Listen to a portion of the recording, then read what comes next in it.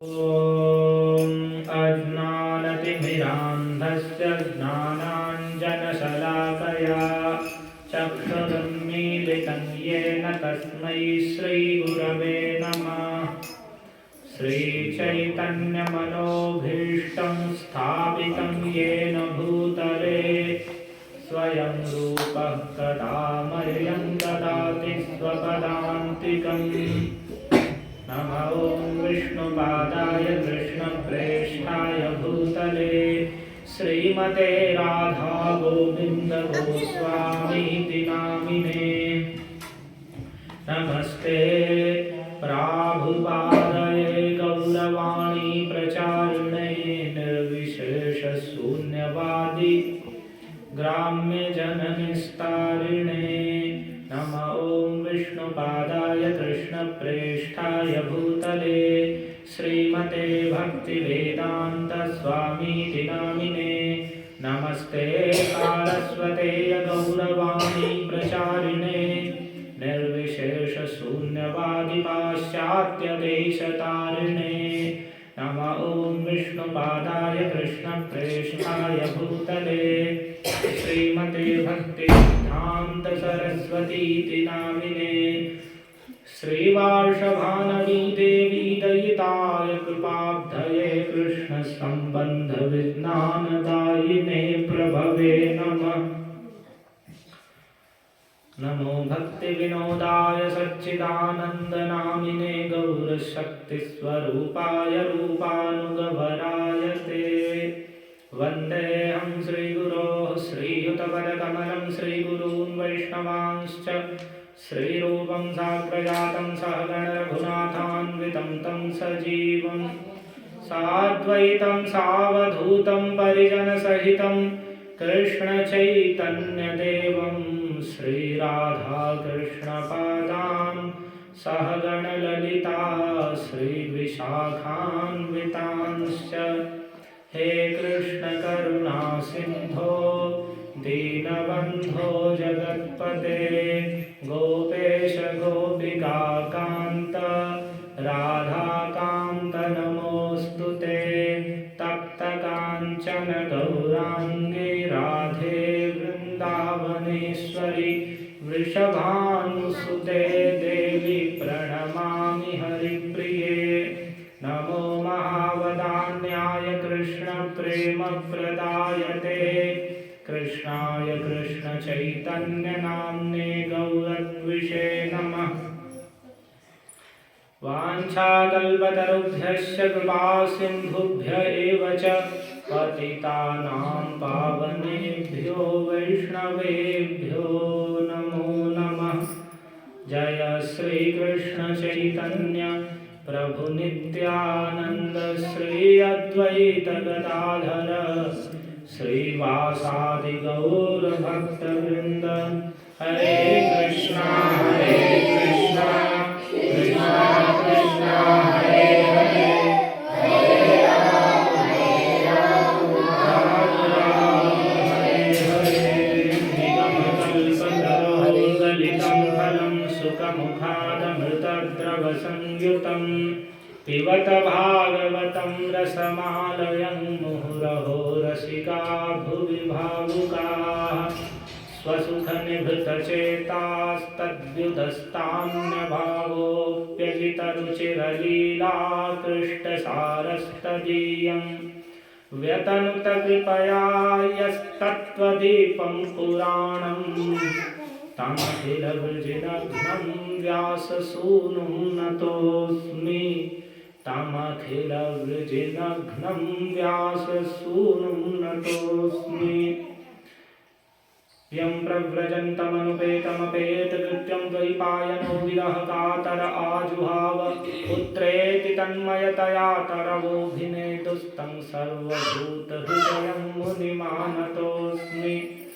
नारायणं नमस्कृत्य नरं चैव नरोत्तमं देवीं सरस्वतीं व्यासं ततो जयमुदीरयेत्। ॐ नमो भगवते वासुदेवाय। ॐ नमो भगवते वासुदेवाय। ॐ नमो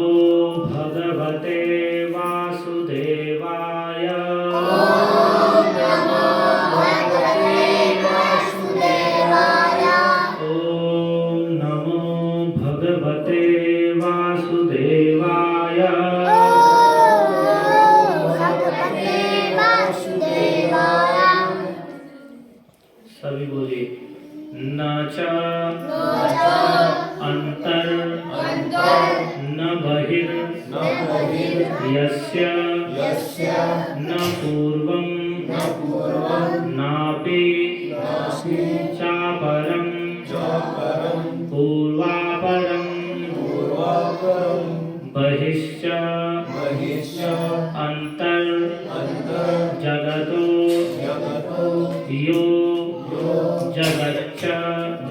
जगच्च यः न चान्तर्न बहिर्यस्य न पूर्वं नापि चापरं पूर्वापरं बहिश्चान्तर्जगतो यो जगच्च यः न चान्तर्न बहिर्यस्य न पूर्वं नापि चापरं पूर्वापरं बहिश्चान्तर्जगतो यो जगच्च यः तं मत्वात्मजमव्यक्तं मर्त्यलिङ्गमधोक्षजं गोपिकोलूखले ताम्ना बबन्ध प्राकृतं यथा। हरे कृष्ण। हम भगवान के दाम बंधन लीला का श्रवण कर रहे हैं कि यशोदा माता ने अपने वात्सल्य प्रेम के द्वारा किस प्रकार से परमेश्वर भगवान श्री कृष्ण को बांध दिया। तो ये हम ध्यान से सुनेंगे। हमने कल सुना कि जब भगवान मटकी आदि फोड़कर और बांधों को माखन खिला रहे थे और पीछे से माता यशोदा छड़ी लेकर गई तो वे वहां से कूदकर भागने लगे। और उसके बाद जब माता यशोदा ने बहुत तेज दौड़कर उन्हें पकड़ लिया तो उस समय भगवान बड़े जोर जोर से रोने लगे और अपने हाथ के द्वारा, एक हाथ के द्वारा स्वपाणिना यानी एक हाथ, सीधा हाथ तो माता यशोदा ने पकड़ लिया और बाएं हाथ के द्वारा अपनी आंखों को मसलने लगे और मसलने से उनकी आंखों का काजल बहकर मुख पर आ रहा था। वे अपराध किए हुए थे, उनकी आंखें भी ऊपर चढ़ गई थी, भय के कारण विह्वल हो रही थी, व्याकुल नेत्र थे। और माता यशोदा ने हाथ में पकड़कर उन्हें झिड़कते हुए और धमकाना प्रारंभ किया, डराना शुरू किया और छड़ी उठाकर मारने के लिए डराया।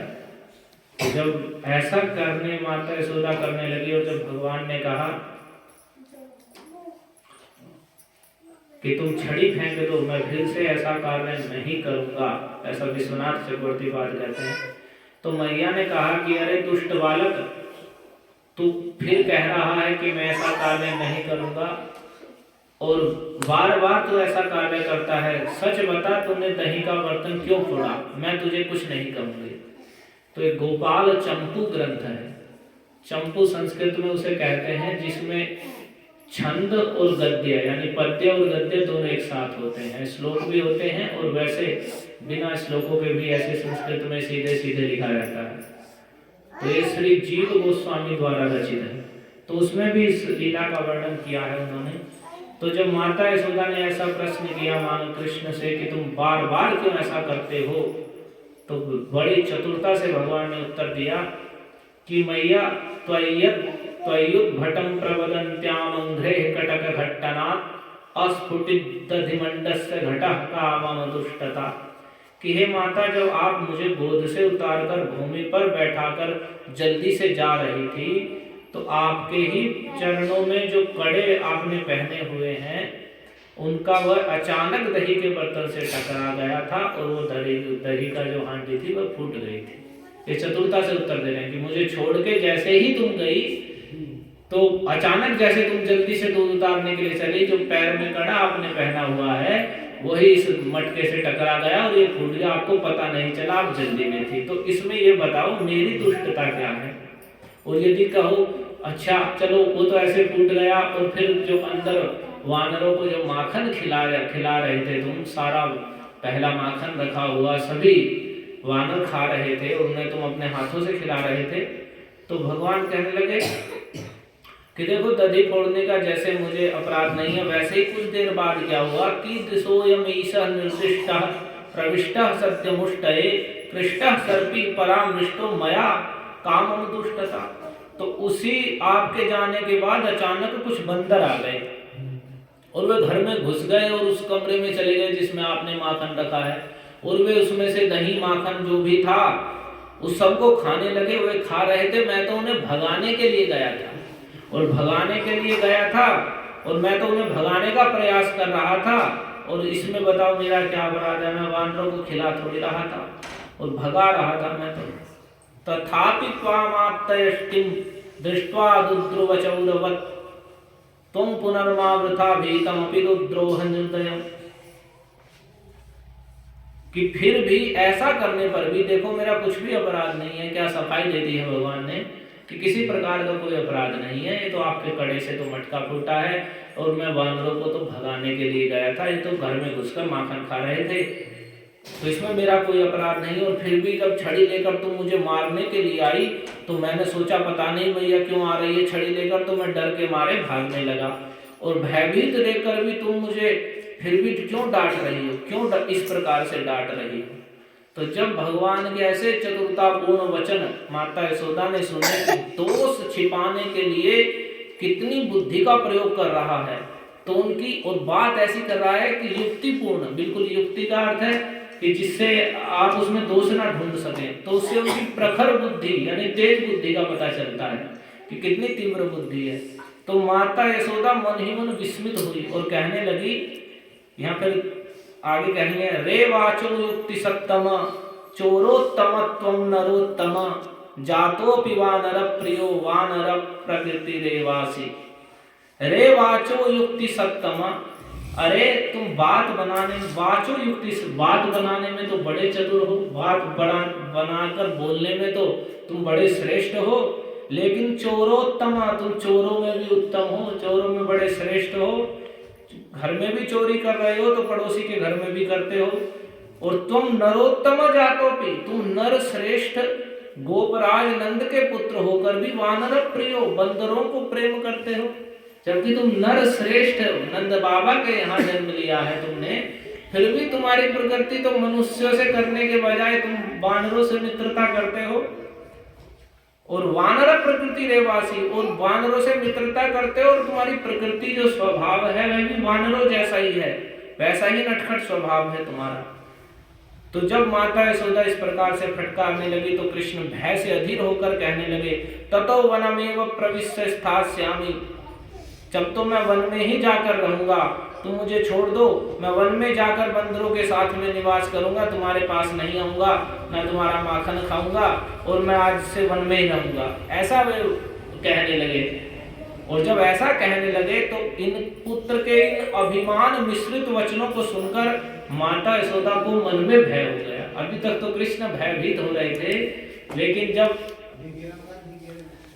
इस प्रकार से भगवान कहने लगे कि नहीं, अगर आप ऐसे ही कह रही हो तो छोटा बच्चा भी ऐसे बोलता है ना, ये तो भगवान है, सारी बुद्धि सारे ज्ञान के भंडार स्वरूप, तो मैं वन में चला जाऊंगा और मैं तुम्हारा माखन नहीं खाऊंगा, तुम मुझे वानर का बंधु कह रही हो, मैं वानरों के साथ ही रहूंगा। तो माता यशोदा ने सोचा ये बड़ा मानी है, बड़ा अपना मान रखने वाला है कि मैं ऐसी अभिमानी स्वभाव का है, पता नहीं कौन जानता है कि ये कहीं सच में ही ना चला जाए। फिर गोपाल चंपू में कह रहे हैं, को जानीय कुर्यादपीदम मानी तर्हि तन्निबंधनम बंधनमेव संधेयम यदेकया मयालय बालयोरवधानम दुर्धानम भविता। तो जो आपने सुना कि दीपावली के दिन ये लीला हुई है, तो अगले दिन गोवर्धन पूजा है, और गोवर्धन पूजा के दिन सभी ब्रजवासी लोग क्या करते थे, पहले इंद्र की पूजा करते थे। गोवर्धन पूजा भगवान ने स्थापित की, तो इंद्र की पूजा करने के लिए तो माता यशोदा विचार कर रही है कि मैं घर में अकेली हूँ, सभी दासियां तो इंद्र यज्ञ जो यज्ञ होने वाला है उसके लिए सब चली गई हैं यज्ञ के कार्य के लिए, क्योंकि कल ही इंद्र याग का समय है, और मैं घर में अकेली हूँ, और ये सच में ही कहीं अब मैंने इसे ऐसा डांट दिया है और ये कहीं सच में ही वन में ना चला जाए, तो इसलिए श्रेष्ठ है अगर ये चला गया तो इसे ढूंढकर कौन लाएगा, और यदि मैं इसे पकड़कर ही बैठी रहूं तो घर का दूसरा काम कैसे होगा, क्योंकि आज सारी सेविकाएं तो इंद्रियात के लिए गोवर्धन चली गई हैं। इस प्रकार यशोदा मैया ने बहुत सोच विचार कर स्थिर किया कि इस अभिमानी नटखट बालक को बांधकर रखने से ही इसकी रक्षा और घर का काम दोनों हो जाएंगे। यदि मैं इसे बांध दूंगी तो ये ना तो ये भागेगा कहीं क्रोध में आकर, और जो घर का काम है वह भी हो जाएगा, तो इसलिए इस अच्छा है कि इसे कुछ देर के लिए बांध दूं। तो माता यशोदा बांधने लगी। आपने कल सुना कि त्यक्त्वा यष्टिम सुतम भीतम विज्ञायार्भक वत्सला, माता यशोदा अर्भक वत्सला हैं।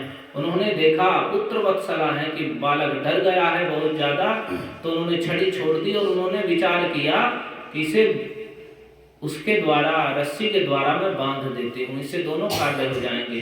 तो यहाँ आपने सुना कि सुखदेव गोस्वामी कह रहे हैं कि वे अतद विद्य को विदा, वे भगवान के ऐश्वर्य को नहीं जानती थी।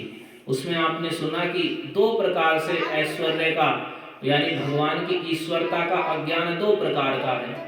एक तो हम जैसे अज्ञानी जीव जिन्होंने कभी भगवान के विषय में सुना ही नहीं है, कुछ जानते ही नहीं है, माया के गुणों के वशीभूत हैं, एक तो वे हैं।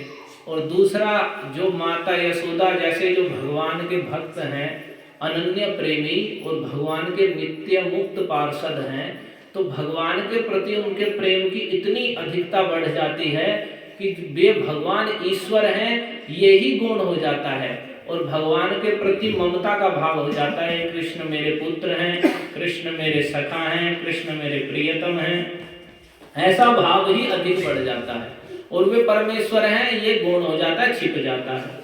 तो इसी कारण से माता यशोदा के लिए कहा गया कि वे ऐश्वर्य को नहीं जानती थी, प्रेम के अधिकता के कारण और कृष्ण के ही मधुरता में, कृष्ण के माधुर्य में निमग्न होने के कारण, जैसा कि विश्वनाथ चक्रवर्ती जो आचार्य हुए हैं उन्होंने कहा है, इस कारण से वे ऐश्वर्य उनका उनके प्रेम से अभिभूत हो चुका था, प्रेम की अधिकता से भगवान की ईश्वरता ढक गई थी, तो उन्होंने बांधने का प्रयास, बांधना शुरू कर दिया। तो बांधना जब शुरू कर रहे हैं तो यहाँ देखिए फिर से सुखदेव जी बड़े ही श्रेष्ठ शब्दों का प्रयोग करते हुए कह रहे हैं, ऐश्वर्य का वर्णन कर रहे हैं।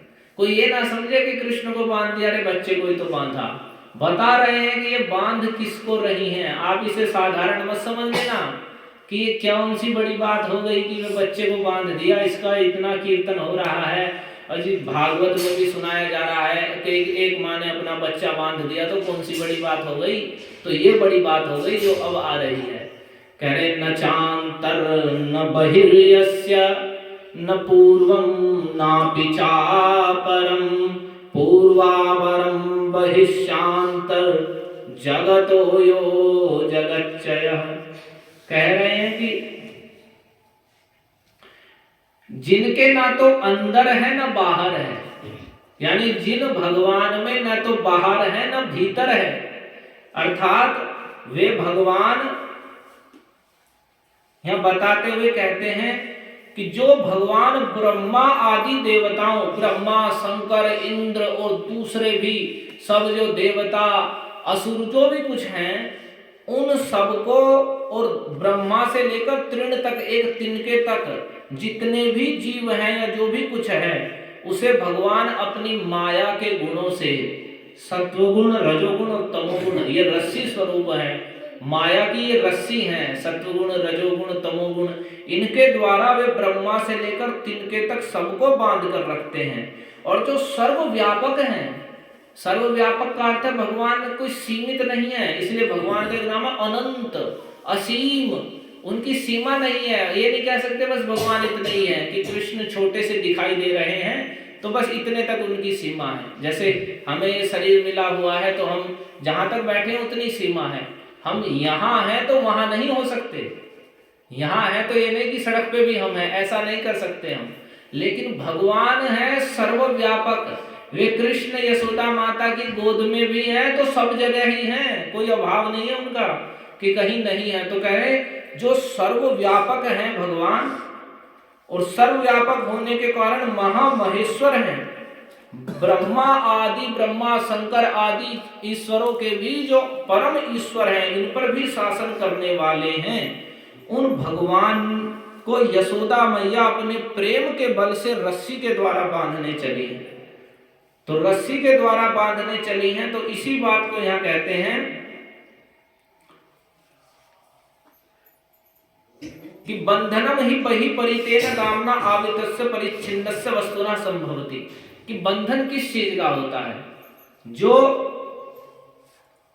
कोई भी ऐसी वस्तु जो सीमित है, जिसकी एक सीमा है, तो रस्सी के द्वारा उसे चारों ओर से, बाहर से चारों ओर से घेर कर उसे बांधा जाता है। लेकिन वे किसे बांधने चली हैं, ये बात यहां बता रहे हैं सुखदेव जी, कि वे यशोदा मैया किस वस्तु को बांधा जा सकता है कि किसी वस्तु की कोई सीमा है, उसके बाहर से रस्सी लपेटकर वह बांधी जा सकती है। लेकिन ये किसे बांधने जा रही है? कह रहे न चांतर न बहिर्यस्य, जो विभु हैं, सर्वव्यापक हैं, सर्वव्यापक होने के कारण उनमें अंदर और बाहर क्या है?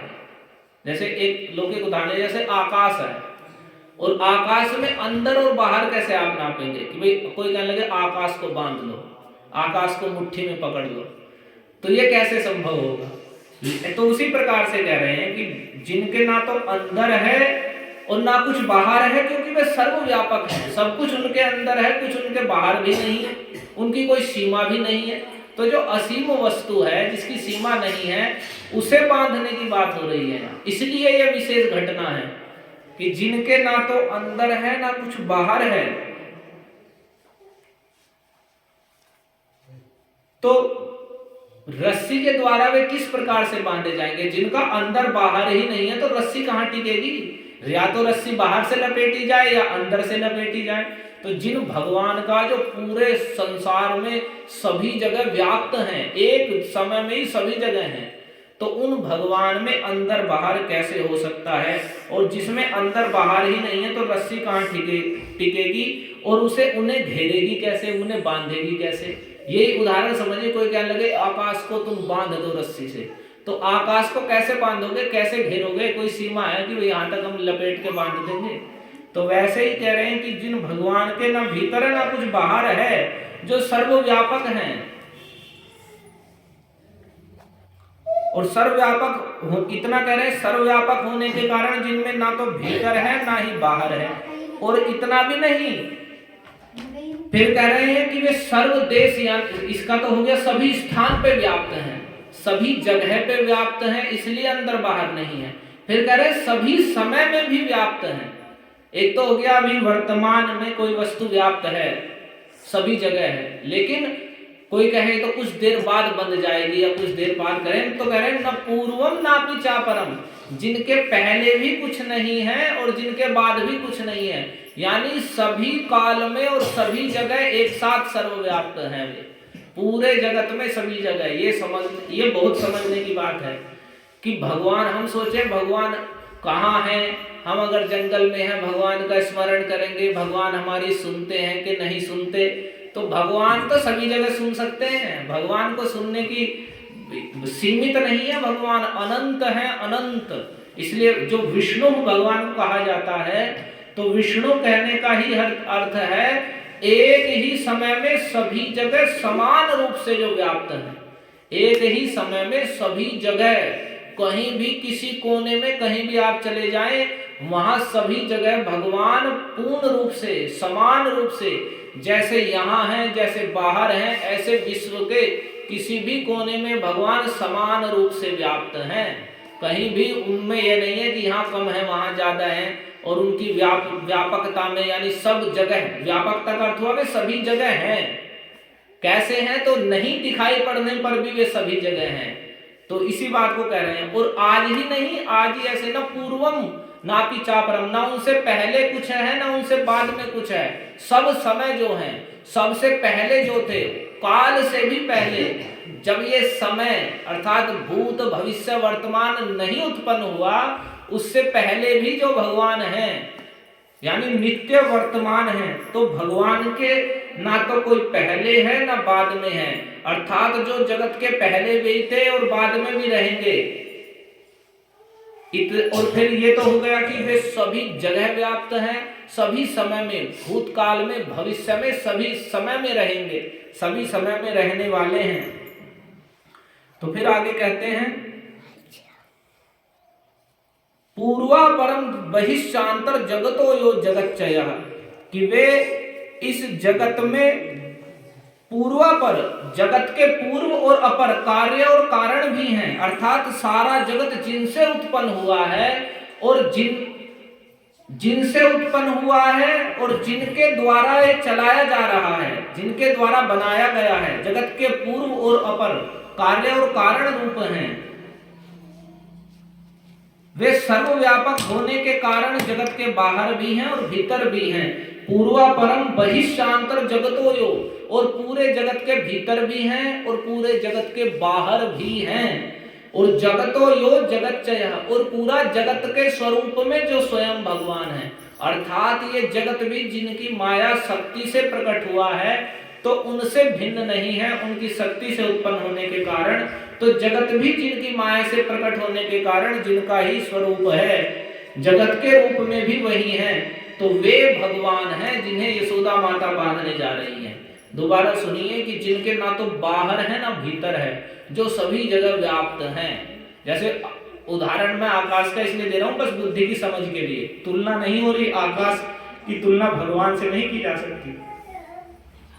तो जैसे आकाश है, ये ना तो इसके कुछ बाहर है ना भीतर है, तो वैसे ही भगवान को कहा जा रहा है ना तो जिनके बाहर है ना भीतर है, सभी जगह व्याप्त हैं, और जिनका ना तो आदि है ना अंत है, और छोर भी नहीं है भगवान का कि वे कहां से शुरू हो रहे हैं कहां अंत हो रहे हैं, क्योंकि जिसका और छोर हो वही तो वस्तु बन देगी।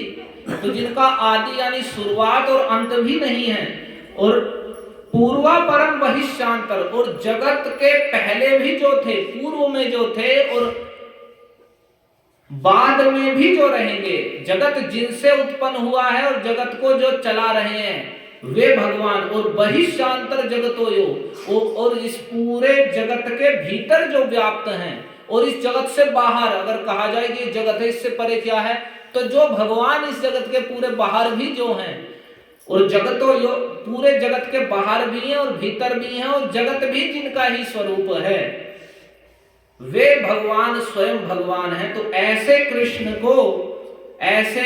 कृष्ण को माता यशोदा बांध रही हैं। क्यों, कैसे बांध ले रही हैं? तो कह रहे हैं, फिर यहां पर कह रहे हैं कि अगर वे तो आप कह रहे हो ऐसे हैं कृष्ण की उनके अंदर बाहर कुछ नहीं है, तो वे तो छोटे से कृष्ण हैं, उनका आकार है और उन्हें यशोदा माता ने गोद में भी ले रखा है। तो जैसे अब चित्र में भी यहाँ देख रहे हैं, तो उनके अंदर बाहर नहीं है, ये नहीं है, वो नहीं है, इसे हम कैसे समझ सकते हैं? तो यहाँ कह रहे हैं कि वे साकार होने पर भी, इसलिए तो कुछ लोग ऐसे होते हैं, वे कहते हैं भगवान निराकार है। क्यों निराकार है? क्यों सब जगह व्याप्त है। तो जो निराकार है वही तो व्याप्त रह सकता है, कि भगवान एक ही साथ सभी जगह हैं। तो उनकी, क्योंकि बुद्धि सीमित होने के कारण हम ये सोचते हैं कि कोई वस्तु एक जगह है तो सब जगह व्याप्त नहीं हो सकती, और जो सभी जगह व्याप्त है वो एक आकार में कैसे हो सकती है। तो इसीलिए वे अपनी बुद्धि से कल्पना करते हैं कि जो परमेश्वर हैं, जब वे सभी जगह व्याप्त हैं, सभी जगह समान रूप से विद्यमान हैं, रहते हैं, तो फिर वे रूप कैसे बना सकते हैं? क्योंकि रूप बनाते ही तो वे एक जगह हो जाएंगे। लेकिन वे ये नहीं समझते कि वे कृष्ण स्वयं भगवान अचिंत्य शक्ति वाले हैं। अचिंत्य का मतलब है वे सर्वशक्तिमान हैं, उनकी शक्ति के विषय में हम सोच भी नहीं सकते, शक्ति के विषय में। तो वे भगवान के लिए ये कोई बड़ी बात नहीं है कि वे एक जगह रूप बनाकर भी रह लें और जगत में पूरी जगह व्याप्त भी रह लें। इसलिए ब्रह्म संहिता में कहा गया है गोलोक एव निवसत्यखिलात्म भूतो, कि वे भगवान अपने व्रज के गोप गोपियों ग्वालों सहित गोलोक धाम में विराजमान हैं, गोलोक वृंदावन में रहते हैं, और निखिलात्म भूतो, और सारे जगत में व्याप्त रहकर भी, सारे जीवों के हृदय में परमात्मा रूप में रहकर भी, और सभी पूरे जगत में एक साथ व्याप्त रहने पर भी वे गोलोक वृंदावन में कृष्ण रूप में रहते हैं। तो ये भगवान अचिंत्य शक्ति संपन्न है, उनके लिए कोई बड़ी बात नहीं है कि वे अपने धाम में अपने लीला परिकरों के साथ लीला करते हुए रूप में रहें भी और एक साथ सभी जगह भी व्याप्त हो सके, उनके लिए कोई बड़ी बात नहीं है। तो ये सोचना कि जब ईश्वर सर्वव्यापक है, सभी जगह है, तो वो रूप कैसे हो सकता है? अगर रूप होगा तो वो सब जगह कैसे रह सकता है? तो भगवान के लिए सब कुछ संभव है। वे अचिंत्य और अनंत शक्ति वाले हैं, वे कुछ भी कर सकते हैं। लेकिन लोग अपनी बुद्धि से भगवान को नापते हैं, तो सीमित बुद्धि से वे असीम भगवान को नापना चाह रहे हैं। सोचिए, सुखदेव गोस्वामी जैसे जो परम धर्मज्ञ और सर्वज्ञ हैं, सब कुछ जानने वाले हैं, वे सुखदेव जी कह रहे हैं कि जिनके अंदर बाहर कुछ नहीं है, पूरे जगत के बाहर भी जो है अंदर भी जो है, सारा जगत ही जिनका स्वरूप है, जिनकी शक्ति से प्रकट हुआ है, वे ही भगवान हैं। और कह रहे हैं उन भगवान को यशोदा मैया फिर ऐसा कैसे कर पा रही हैं, विभू कैसे हुए? यशोदा मैया तो उन्हें साकार रूप में देख रही हैं, तो उन्होंने यशोदा माता को भी पहले ये चीज दिखा दी है। जब मिट्टी खाते समय माता यशोदा से दूसरे ग्वाल वालों ने कहा कि देखो कृष्णो मृदम भक्षितवान इति मात्रे निवेदयन्, कि कृष्ण ने मिट्टी खाई है, ऐसा माता से निवेदन किया। तो माता यशोदा ने उन्हें बुलाया कि तुमने मिट्टी खाई है? तो उन्होंने कहा कि नहीं, ये तो सब झूठ बोल रहे हैं। यदि तुम्हें इनकी बात पे विश्वास है और मेरी बात पे विश्वास नहीं हो रहा है कि मैंने मिट्टी नहीं खाई है, तो मैं तुम्हारे सामने हूँ, तुम मेरा मुंह में देख लो। और ऐसा कहकर भगवान ने कहा, तो उन्होंने कहा कि चलो मुंह खोल के दिखाओ। तो जो ही कृष्ण ने मुंह खोला तो उसमें माता यशोदा ने देखा कि सारा आकाश, सारे ग्रह, नक्षत्र, तारामंडल, संपूर्ण जगत, नदियां, पर्वत और पृथ्वी, जो भी कुछ दिखाई दे रहा है, सारा ब्रजमंडल, यहाँ तक कि भागवत में ही वर्णन है, अपने आप स्वयं को भी माता यशोदा ने उसमें देखा, कृष्ण के मुख में ही। तो कृष्ण आकार रूप में दिखने पर भी सर्वव्यापक हैं, यानी विभू हैं। विभू का मतलब परमेश्वर हैं, सर्वव्याप्त रहने वाले हैं, सभी जगह एक साथ विद्यमान रहने वाले हैं। और कह रहे हैं बहिष्ठांतर जगतो यो जगच्चय, पूरा जगत उनमें ही है। वे साकार रूप में इतने से दिखने पर भी सारा जगत उनके उदर में है। ये समझिए कितनी बड़ी बात है। यशोदा माता की गोद में है और सारा जगत उनके उदर में ही है, उनके पेट में उन्होंने मुंह खोल के दिखा दिया। तो वे यशोदा माता, तो ये भगवान के लिए असंभव नहीं है, क्योंकि वे सर्वशक्तिमान हैं। वे रूप धारण करके भी सब जगह व्याप्त रह सकते हैं। बस हमें यही समझने का विषय है कि हम बुद्धि से भगवान को नापने की चेष्टा ना करें। वे भगवत गीता में, श्रीमद् भागवत में, इस कथा में भी बाद में आएगा, वहां भगवान यही कहा जा रहा है कि इन भगवान को कोई ज्ञान के बल पर या विचार के बल पर, बुद्धि के बल पर नहीं समझ सकता। केवल जो हमें भगवान की महिमा शास्त्रों के द्वारा सुनने को मिल रही है, उसे यथारूप में हम सुने और बड़े प्रेम से कृष्ण की भक्ति करें, आत्मसमर्पण के भाव से। तो वे भगवान जब किसी पर प्रसन्न होते हैं तो वे स्वयं ही अपनी कृपा से उसे अपने स्वरूप का ज्ञान करा देते हैं। अर्थात भगवान की कृपा से ही हम भगवान को समझ सकते हैं। अन्यथा हम अपनी छोटी सी तुच्छ बुद्धि से, जो छोटी छोटी चीजों में अटकने वाली है, छोटी छोटी बातों में वहीं फंस जाने वाली है, छोटी छोटी बातों पर जिसमें काम, क्रोध, लोभ, विकार उत्पन्न हो रहे हैं, उससे हम अचिंत्य, जो चिंतन से भी परे असीम अनंत भगवान हैं, उन्हें कैसे समझ सकते हैं? या तो हम उन्हें साधारण मनुष्य की तरह समझ लेंगे कि कृष्ण भी एक गोप के बालक थे, जैसा कि बहुत से लोग समझते ही हैं। क्यों समझते हैं वे? क्योंकि उन्होंने श्रीमद् भागवत को नहीं सुना है।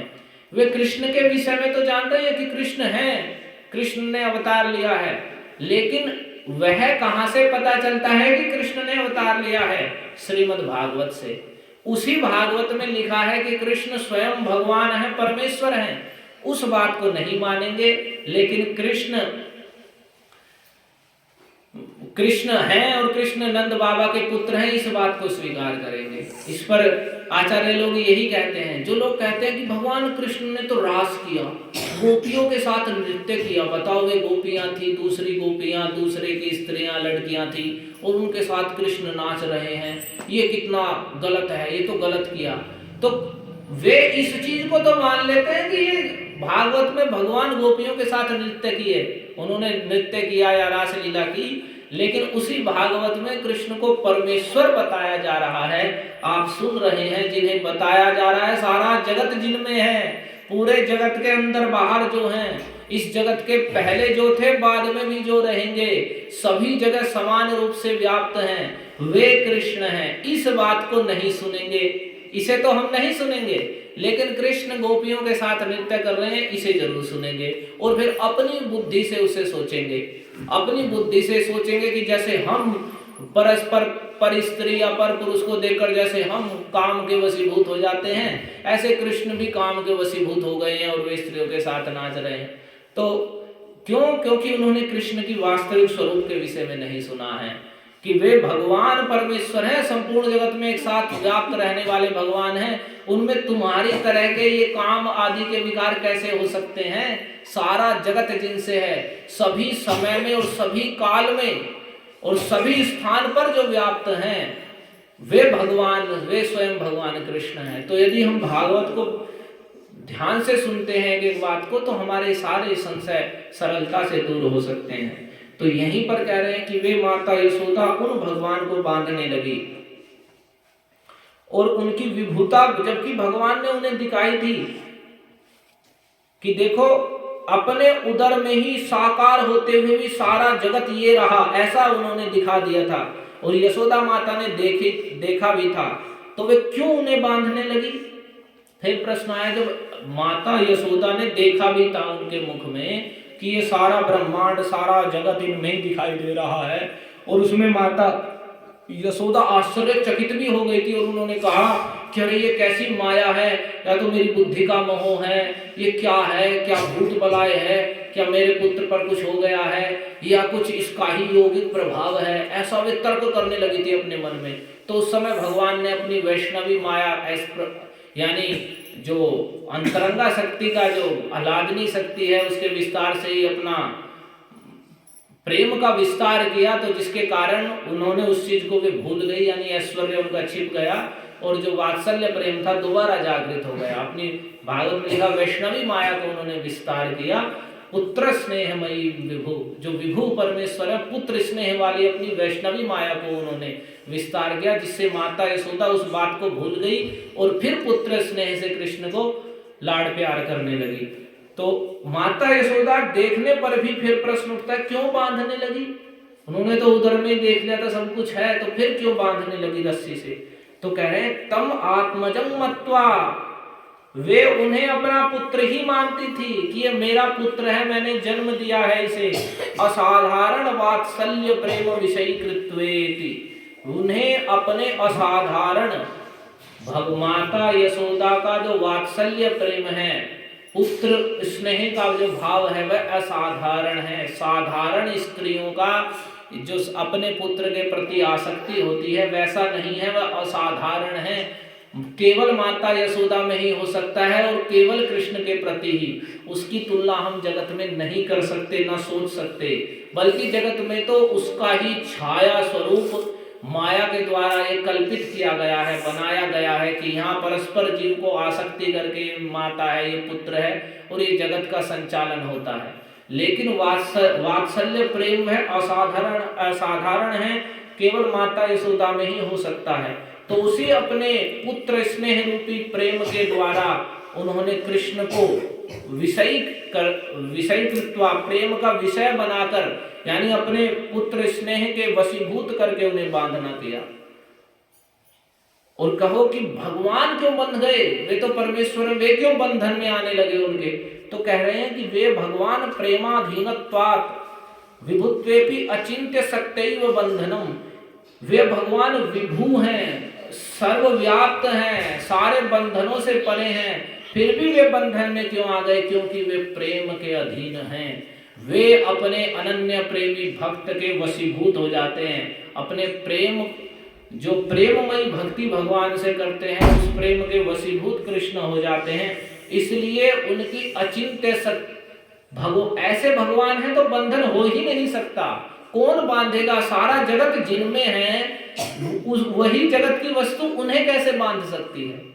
मान लिया हम इस कमरे के अंदर हैं और हमारी सीमा है कि हम कमरे के अंदर हैं, तो इस कमरे के बाहर से कैसे हम ही इस, और कोई हमको कहे कि इस कमरे को तुम बाहर से पकड़ लो ऐसे, तो कैसे पकड़ सकते हैं? क्योंकि हमारी सीमा तो कमरे के अंदर एक छोटी सी है, तो इतने बड़े विशाल कमरे को कैसे बांध सकते हैं? लेकिन वैसे ही भगवान के साथ है कि वे भगवान, सारा जगत उनके अंदर है, तो उस जगत के अंदर की वस्तु रस्सी है एक, उस रस्सी के द्वारा उन भगवान को कैसे बांधा जा सकता है? तो यहाँ करें उनकी अचिंत्य शक्ति के कारण हुआ, क्योंकि वे अचिंत्य शक्ति वाले हैं, उनकी अचिंत्य शक्ति से वो बंधन भी हो सकता है। वे सच में बंध नहीं सकते भगवान, लेकिन फिर भी प्रेम के अधीन होने के कारण वे अपनी अचिंत्य शक्ति से बंध सकते हैं। और यहाँ कह रहे हैं उन माता यशोदा वह गोपिका, फिर गोपी शब्द प्रयोग कर रहे हैं कि वे गोपिका हैं, इसलिए ही वे कृष्ण को बांध पा रही हैं। कह रहे उन्हें अपना पुत्र मानती थी और अव्यक्तम, और कैसे थे वे? अव्यक्तम मर्त्यलिंगम अधोक्षजम, वे अव्यक्त हैं, अर्थात उनका ऐश्वर्य जो ईश्वरता है वह व्यक्त नहीं है, दिखाई नहीं पड़ रही है। उनका ऐश्वर्य, महा ऐश्वर्य या महेश्वरता जो परमेश्वरता है वह ढक गई है, और वे मर्त्यलिंग वाले हैं, मनुष्य आकृति वाले हैं। और ऐसा होने पर भी अधोक्षजम, वे अतीन्द्रिय हैं, इंद्रियों से परे हैं। मनुष्याकार दिखने पर भी ऐसा नहीं है कि वे मनुष्य हो गए हैं और अपनी इंद्रियों से हम उन्हें देख सकते हैं, समझ सकते हैं, छू सकते हैं, ऐसा नहीं है। कह रहे हैं अधोक्षजम, वे अधोक्षज हैं, इंद्रियों की सीमा से परे हैं। अधोक्षज का अर्थ है, अक्ष कहते हैं इंद्रियों को, तो अक्षर यानी इंद्रिय जनित ज्ञान, आंखों के द्वारा देखकर, कानों के द्वारा सुनकर, जीव के द्वारा चखकर, हाथ के द्वारा स्पर्श करके जो इंद्रियों से ज्ञान होता है, इसे अक्षर ज्ञान कहते हैं। और भगवान अधोक्षज हैं, यानी इंद्रियों के द्वारा जो ज्ञान अर्थात जानकारी हमें होती है, अनुभूति होती है, वह जिनसे अधः नीचे ही रह जाती है, जिन तक नहीं पहुंच पाती, उन्हें अधोक्षज कहते हैं। इसलिए वे इंद्रियातीत हैं, इंद्रियों की सीमा से परे हैं। तो वे भगवान मनुष्याकार होने पर भी इंद्रियों की सीमा से परे हैं। तो उन्हीं भगवान को गोपिका ऊखल में बांधने लगी। जिस ऊखल में से भगवान कूदकर भाग रहे थे, मानो यशोदा उसी के ही पास ले आई हो, और वहीं लाकर उन्हें रस्सी से बांधने लगी। क्यों बांधने लगी? ऐसे भगवान को जिनके न बाहर है, न भीतर है, न आदि है, न अंत है, जगत के पहले भी जो थे बाद में भी रहेंगे, इस जगत के भीतर तो हैं ही और बाहरी रूपों में भी हैं, और तो क्या जगत के रूप में स्वयं वही हैं। यही नहीं, जो भगवान समस्त इंद्रियों से परे हैं, अव्यक्त हैं, उन भगवान को जो मनुष्य स्वरूप वाले हैं, यहाँ मर्त्यलिंगम का अर्थ ये नहीं है कोई कहने लगे कि भाई वे मनुष्य के रूप में अवतार लिए हैं, नहीं तो भगवान निराकार हैं और मनुष्य के रूप में अवतार लिए, नहीं, उनकी पहचान, उनका स्वरूप ही मनुष्य जैसा है। अर्थात मनुष्य की आकृति माया के द्वारा भगवान के रूप को देखकर ही रचना की गई है, कि जीव जो अपने आप को भोक्ता बनना चाहता है तो भगवान के रूप की ही नकल करके माया द्वारा यहाँ बनाया गया है ऐसा रूप। इसी के कारण मर्त्य तो भगवान का जो मर्त्याकार जो बताया जाता है कि मनुष्याकार है, तो वास्तव में नित्य स्वरूप है भगवान का। उनकी दो भुजाएं हैं, ऐसे ही चरण कमल हैं, और वे सुंदर बंसी बजाते हैं, मोर मुकुट और पीतांबर आदि धारण करते हैं, तो वह नित्य स्वरूप है। लेकिन ऐसा होने पर भी वह इंद्रियातीत है, माया द्वारा बनाया गया नहीं है, इंद्रियों से परे है। तो ऐसे भगवान को भी जो इंद्रियों से परे हैं, सारे जगत में सब जगह व्याप्त हैं, उन्हें माता यशोदा अपने अनन्य प्रेम के कारण अपना पुत्र मानकर और उन्हें रस्सी से बांधने लगी। कैसे बांधने लगी? तो प्राकृतम यथा बध्नाति, जैसे कोई स्त्री अपने प्राकृत वैसे बच्चे को बांधने लगे सामान्य बुद्धि से। तो सामान्य बच्चे को जिस भावना से और जितनी सरलता से बांधने की सोच लेती है, ऐसे भगवान को जो संपूर्ण जगत में व्याप्त है माता यशोदा साधारण बच्चे की तरह बांधने लगी। कह रहे तथैव चित पुंजम अपि तम बवंद इत्यहो प्रेम बलम तस्या इति भाव, कि अहो आश्चर्य देखो उनके प्रेम का बल, कि जो जड़ प्राकृत, प्राकृत का अर्थ प्रकृति, माया के बालक को जैसे बांधने लगे, वैसे माता यशोदा मायातीत, माया से परे चित पुंज जो चिन्मय स्वरूप हैं, उन भगवान को बांधने लगी, उन भगवान को बांध रही हैं। कह रहे प्रेम बलम तस्या, उनके प्रेम का बल तो देखो कि भगवान के प्रति उनके प्रेम की प्रबलता, कि वे उन भगवान को भी जो मायातीत हैं उन्हें माया के बच्चे जैसा बांध रही हैं। तो इस प्रकार से माता यशोदा बांधने लगी। तो यहां तो हमने 2 ही श्लोकों में सुना। तो जब माता यशोदा इस प्रकार से बांधने लगी तो कह रहे हैं तद्दाम बध्यमानस्य स्वार्भकस्य कृतागसः द्वयंगुलो नमभूतेन संदधेन्यच्च गोपिका। माता यशोदा अपने पुत्र को, उन्हें बांधते समय यही भाव है प्रेम की अधिकता के कारण, मेरा पुत्र है और यह नटखट है, उद्यमी है और इसने अपराध किया है, मटकी आदि फोड़ी है। तो वे रस्सी के द्वारा जब उन्हें बांधने लगी तो द्वयंगुलो नमभूतेन संदधेन्यच्च गोपिका। तो जो ही रस्सी के द्वारा बांधने लगी तो वह रस्सी 2 अंगुल न्यून पड़ गई, कम पड़ गई। रस्सी के द्वारा छोटे से कृष्ण को, जिन्हें वे गोद में पकड़े हुए थी, इनकी छोटी सी कमर है जिसे वे अपनी गोद में भी उठा लेती हैं सब कुछ, उन कृष्ण को वे रस्सी से बांधने लगी। कपड़े की वह रस्सी है। यहाँ विश्वनाथ चक्रवर्ती पाद ने लिखा है पूरे जगत को बांधने वाले भगवान, अंदर बाहर जगत के जो हैं, उन भगवान को वे जगत के अंश, जगत के अंदर कपड़ा है, उस कपड़े की बनी हुई रस्सी है, तो अंश का भी अंश स्वरूप हुई, उसके द्वारा बांधने लगी तो वह 2 अंगुल कम पड़ गई। और तो माता यशोदा अन्यच्च गोपिका, वे गोपिका हैं, फिर गोपी हैं, क्योंकि गोपी हैं तो उनके घर में बहुत गाय हैं, तो रस्सियों की तो कोई कमी ही नहीं है। तो वे दूसरी रस्सी से फिर बांधने लगी, और बांधने लगी तो कह रहे हैं यदासी तदपि न्यूनम तेनान्यदपि संदधे। जब फिर दोबारा एक और रस्सी बांधी, वह भी कम पड़ गई, और फिर दूसरी रस्सी लाकर फिर उन्होंने बांधी, 3 रस्सी जोड़ दी है लंबी लंबी, और फिर भी तदपि द्वयंगुलम न्यूनम, फिर भी 2 अंगुल कम पड़ गई। यद यदा दत्त बंधनम, जो वे बंधन रस्सियां बांधने के लिए लाती रही, वे सारी रस्सियां 2 अंगुल ही कम पड़ती रही। यह आश्चर्य का विषय हो गया। तो माता यशोदा यहाँ आगे कह रहे विस्मिता भवत, वे आश्चर्यचकित हो गई। क्या आश्चर्य की बात है, छोटा सा बच्चा है और मैं इसे रस्सी से बांध रही हूँ, रस्सी 2 अंगुल कम पड़ गई, चलो एक बार कम पड़ गई 2 अंगुल, पहले तो इतनी बड़ी रस्सी बंधा नहीं, फिर दूसरी रस्सी बांधी, वह भी 2 अंगुल कम पड़ गई। चलो पहली 2 अंगुल कम थी, 1 अंगुल कम पड़नी चाहिए थी, या 3 अंगुल कम पड़ती, या कम ज्यादा कुछ होता। ना तो रस्सी घट रही है, ना ही इसकी कमर बढ़ रही है कि रूप बढ़ा दिया है भगवान ने, ऐसा भी नहीं है। जैसे 52 अवतार में आए और बलि का वो पूरा पूरे जगत को नापने लगे, तो उस समय भगवान ने अपने रूप का विस्तार कर दिया, तो पूरे जगत को नापने लगे। लेकिन यहाँ भगवान को जब माता यशोदा बांध रही हैं, तो ऐसा नहीं है कि उन्होंने रूप बढ़ा दिया है, नहीं बंधन में आएंगे, उतने ही हैं छोटे के छोटे, और रस्सी भी छोटी नहीं हो रही है। आश्चर्य हो रहा है माता यशोदा को, ना तो रस्सी छोटी हो रही है, ना ही इसकी कमर बड़ी हो रही है, और एक आश्चर्य तो ये फिर भी रस्सी पूरी नहीं बैठ रही है, और फिर हर बार 2 अंगुल कम पड़ रही है।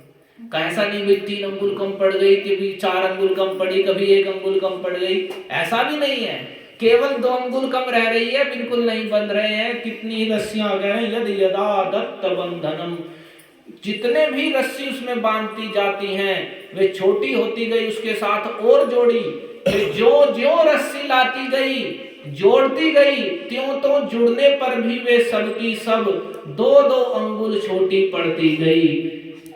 और कह रहे एवं स्वगेह दामानी यशोदा संदधत्यपि, माता यशोदा ने अपने घर की सारी रस्सी लगा दी, पूरे घर में जितनी आप अनुमान लगा सकते हैं कितनी रस्सियां होंगी, तो सारी स्वगेह दामानी यशोदा संदधत्यपि, सारी की सारी रस्सियां जोड़ती चली गई, गांठ लगाती चली गई, रस्सियां जोड़ दी, फिर भी वे कृष्ण को नहीं बांध सकी। फिर भी रस्सियां 2 अंगुल ही कम पड़ी, ज्यादा कम नहीं हुई, बढ़ी भी नहीं कि 1 अंगुल कम हो गई हो। कितनी ही रस्सी जोड़ दी, पहली बार जो हुआ कि 2 अंगुल कम पड़ गई, फिर भी दूसरी बार भी 2 अंगुल, तीसरी बार भी 2 अंगुल, सारे घर की रस्सियां खत्म हो गई और 2 अंगुल ही कम पड़ी।